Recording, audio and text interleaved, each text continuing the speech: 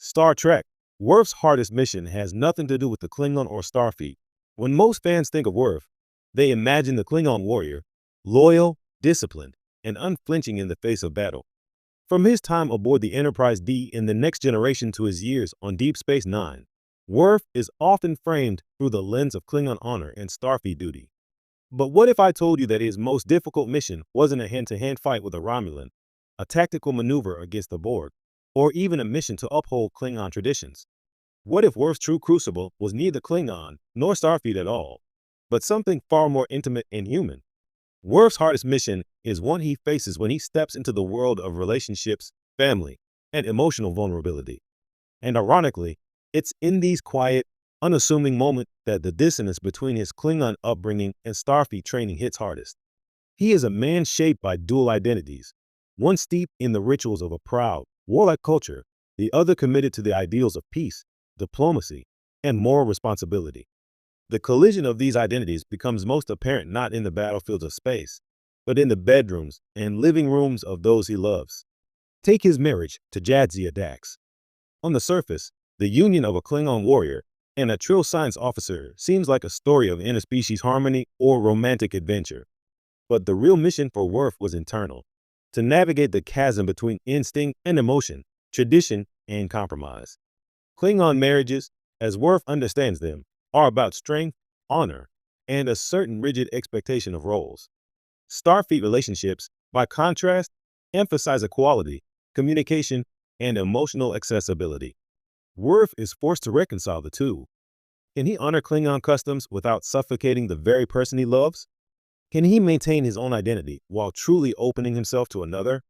These questions become his battlefield, one far more treacherous than any warp speed chase or phaser duel. Then there's the challenge of fatherhood.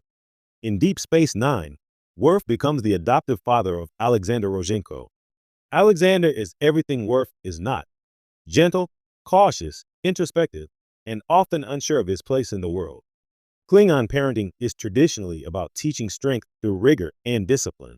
Starfleet values patience, nurturing, and understanding a child's individual needs. For Worf, guiding Alexander is a mission without protocols or tactical manuals. Every decision is a test. Push too hard, and he risks breaking Alexander's spirit. Push too little, and he fears failing him as a Klingon father. Worf must confront the terrifying realization that honor and duty sometimes take a backseat to empathy and love.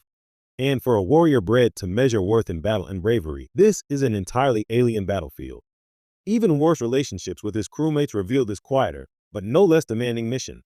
His loyalty, tempered by Klingon pride, often conflicts with the Starfleet principle of emotional transparency. He struggles to articulate trust, fear, and affection, yet these are the very elements that build bonds stronger than any tactical alliance.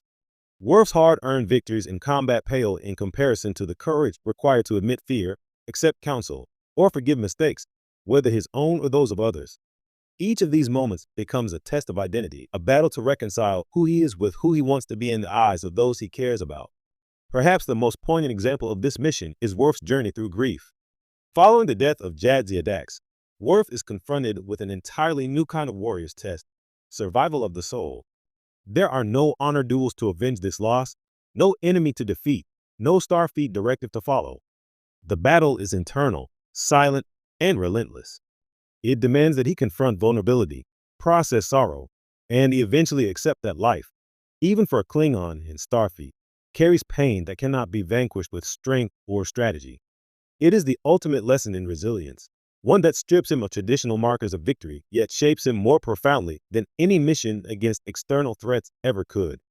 Worf's hardest mission is a reminder that courage is not only measured in combat prowess or tactical genius. Sometimes it is measured in the willingness to open one's heart to embrace uncertainty and to stand firm in love, compassion, and humanity, even when the path forward is unclear and no one else is watching. This mission transcends species, rank, and tradition. It is universal, and it is profoundly relatable. In the end, Worf teaches us that a true warrior's journey is not only about battles won in space. The hardest missions often take place in quiet moments of introspection, in the attempt to bridge worlds within oneself and with others, and in the ongoing struggle to honor both duty and heart. For Worf, These missions are the ones that define him most fully, not Klingon or Starfleet, but human, deeply